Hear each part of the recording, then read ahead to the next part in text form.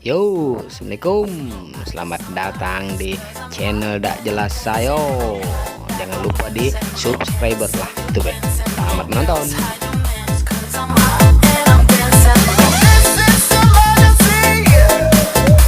Masa. Assalamualaikum warahmatullahi wabarakatuh. Ketemu lagi di channel Rano Reader Random. Lucu dah, biarlah. Nah, setelah video pertama kemarin soal ya ide dan niatan saya pribadi untuk bikin konten YouTube yang bertema literasi, maka video kedua ini adalah saya akan langsung membawa kalian mengajak supaya kalian tahu betapa menariknya dari sebuah literasi, serunya bagaimana, dan apa manfaatnya bagi kalian kalau kalian meningkatkan literasi kalian. Jadi sebelum jauh-jauh ke sana, untuk kalian ketahui saja bahwa literasi itu adalah kemampuan seseorang dalam mengolah dan memahami informasi saat melakukan proses membaca menulis. Dalam perkembangannya, definisi literasi selalu berevolusi sesuai dengan tantangan zaman. Jika dulu definisi literasi adalah kemampuan membaca dan menulis, saat ini istilah literasi sudah mulai digunakan dalam lebih luas dan sudah merambah pada praktik kultural dan berkaitan dengan persoalan sosial dan politik. Jadi marutnya adalah bahwa literasi ini adalah kemampuan kalian dalam memahami sebuah persoalan dan juga dalam memecahkan sebuah masalah, dan juga bagaimana sudut pandang kalian atau mindset kalian terbuka dengan sebuah literasi. Terus meningkatkannya bagaimana? Ya, sudah disebutkan di awal tadi bahwa untuk meningkatkan kemampuan literasi kalian adalah dengan salah satunya adalah dengan cara membaca buku atau membaca apa saja lah. Soalnya umum ya, membaca apa saja, bisa baca buku, bisa baca berita, bisa baca dan segala macamnya. Bisa jangan membaca isi hati doi saja. Jadi kawan-kawan, sebenarnya saya baca, hobi baca itu pun juga udah langsung dari kecil. Saya hobi baca itu waktu tamat SMP. Tempatnya ketika saya di pondok pesantren. Saya ini alumnus ya, alumni tidak lulus. Alumni tidak lulus pesantren. Jadi pesantren itu kan kegiatannya tuh sholat, ngaji, sekolahnya juga yang dibahas kitab kuning, nahwu sorof, sapinatun najah, ilmu faraid, yang seperti itu. Jadi untuk menghilangkan kepenatan dalam belajar seperti itu, maka saya mengalihkannya ke buku dan lebih ke novel waktu itu. Dan saya selingi dengan saya suka buku-buku yang agak-agak ilmiah itu ya, soal agak berat-berat itu, soal ketuhanan yang seperti itu, soal filsafat, buku-buku yang seperti itulah. Tapi yang pertama kali yang buat saya suka atau hobi baca adalah novel. Jadi novel ini waktu itu membuat otak saya agak refresh dari pelajaran-pelajaran, dan juga seolah-olah bisa membawa saya ke dunia lain, dunia dimana yang itu yang saya bilang tadi, membaca buku itu asiknya lebih asik dari nonton filmnya kalau menurut saya, karena saya bisa saya seperti saat membaca buku itu seperti melihat sebuah, saya seperti nonton layar sebuah film yang dimana pemerannya itu adalah saya sendiri. Jadi serunya seperti itu. Jadi kawan-kawan, buku pertama yang saya baca adalah novel Ayat-Ayat Cintanya Habibur Rahman El-Shirazi. Seperti itu. Tapi kawan-kawan, di video kali ini saya tidak akan membahas soal bukunya Habibur Rahman El-Shirazi, Ayat-Ayat Cinta, tapi saya akan membahas sebuah novel yang sangat berkesan sekali dan sedikit banyak membentuk karakter saya, yaitu adalah karyanya Andrea Hirata, serialnya Laskar Pelangi.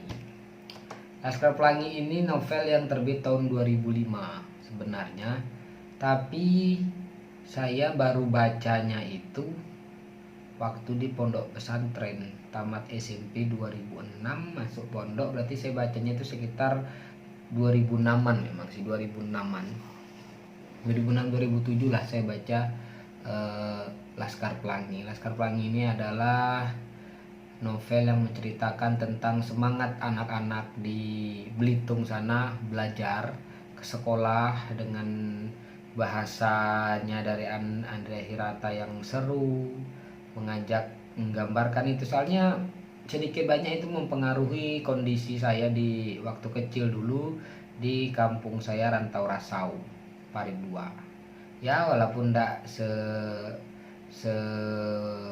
tanda kutip seburuk itu sekolahan kami, tapi suasana dan kondisi kampungnya menurut saya waktu itu ya sedikit banyak hampir sama lah. Jadi saya lagi di perantauan dari Jambi ke Bandung waktu itu, lagi kangen-kangennya rumah, baru-baru di Bandung, kangen-kangennya rumah. Baca novel itu sedikit banyaknya mengobati rindu untuk saya. Jadi seru waktu itu baca buku itu, seru. Dan saya penasaran dengan yang selanjutnya. Selanjutnya itu ya adalah Sang Pemimpi 2006. Dan yang sangat mempengaruhi karakter saya adalah membaca buku Sang Pemimpi. Jadi di Sang Pemimpi ini pemeran utamanya, kalau dalam buku itu adalah, di Sang Pemimpi ini ada dua pemeran atau dua karakter, yaitu si Ikal dan si Arai. Si Ikal ini sudah dari awal ada, dari sejak Laskar Pelangi ini ada. Ida Ikal ya panggilannya, Ikal.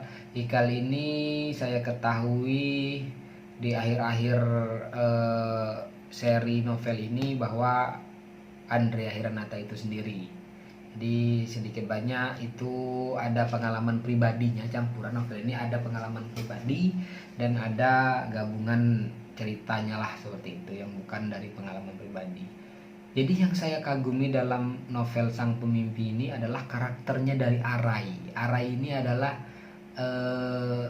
saudara jauhnya dari Ikal. Dia itu ditinggal mati kedua orang tuanya, ditinggal mati seluruh keluarganya, dan menjadi satu-satunya penerus keluarganya gitu. Jadi dia dijemput oleh si Ikal dan ayahnya pakai ketek perahu di sebuah kebun kelapa waktu itu.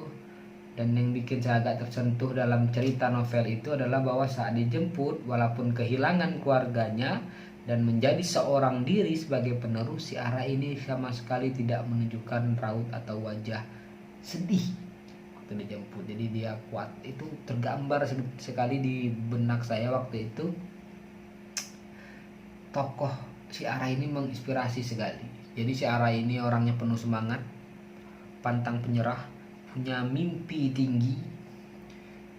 Jadi salah satu yang saya ingat itu loh, bahwa menggantungkan cita-cita itu harus tinggi langit, tinggi-tinggi. Jadi kalau jatuh itu kita masih bisa menggapai bulan bintang, seperti itulah. Jadi kalau tinggi, kalau mimpinya rendah cuman jadi ketua RT, jatuhnya jadi ketua apa, ketua geng atau preman, seperti itu. Jadi kalau mau jadi mimpi itu, karena mimpi terlarang, tinggi-tinggi, ingin jadi presiden, jatuh-jatuh jadi menteri, jatuh-jatuh jadi gubernur, jatuh-jatuh jadi bupati, seperti itu maksudnya. Banyaklah kisah-kisah bagaimana perjuangan cinta si Arai ini untuk mendapatkan hati gadis pujaannya waktu itu, dan segala macamnya. Jadi saya penasaran terus dari novel ini sampai ke Endesor. Endesornya itu lebih Maria Mahkarvo, Padang Bulan, Cinta Dalam Kelas, Ayah, dan terakhir Terkus Pohon. Jadi sampai dia bagaimana si Arai dan Ikal ini berjuang untuk dapat beasiswa dan pertama kali melihat salju dan seterusnya.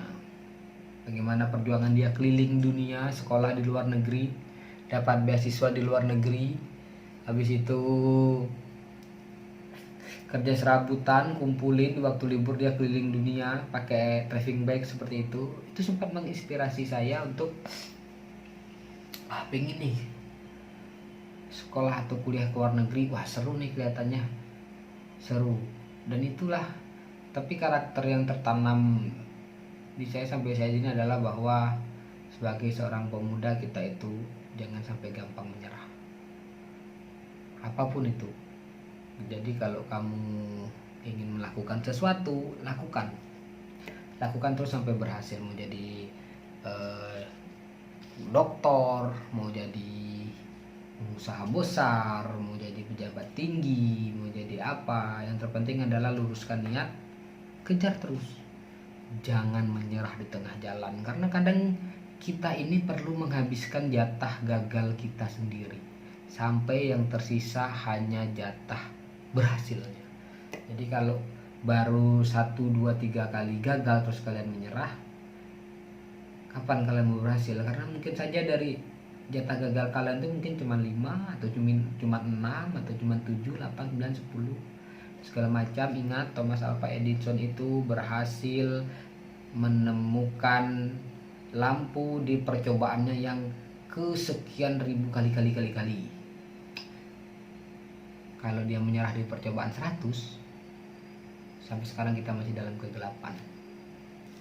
Jadi bagi pemuda-pemuda, anak-anak muda zaman sekarang, netizen yang sudah mulai lelah dengan dunia sekolah kalian karena sekarang banyak Zoom, karena Covid, tidak ke sekolah, mengeluh generasi Covid segala macam, buku ini perlu kalian baca, cari di Gramedia banyak. Kenapa perlu? Karena buku ini bisa menjaga kualitas mental kalian, menjaga dan bisa memotivasi kalian untuk jangan menyerah dalam kondisi apapun. Ini jangan sampai gara-gara Covid ini belajar kurang, keinginan belajar kalian ambruk, jatuh, tidak mau lagi sekolah, pendidikan kalian kacau balau. Jadi jangankan kalian hobi baca, belajar pun kalian sudah nggak mau tahu mau jadi apa nanti. Bukan berarti bahwa yang tidak sekolah itu tidak bisa jadi apa-apa, bukan. Itu tergantung mindset dan mental sebenarnya. Itu nanti penjelasan pengertian pendapat saya tentang itu nanti sajalah. Ini sekarang yang gini dulu, penting. Jadi buku ini seru ya, seru sekali, gak akan nyesel. Jadi ketika kalian baca buku ini, bayangkan saja di dalam novel itu pemerannya kalian. Itu supaya kalian lebih seru dalam benak dan pikiran kalian, itu kalian sendiri yang ada di sana. Seperti itu. Jadi asik, bacanya asik, seru, dan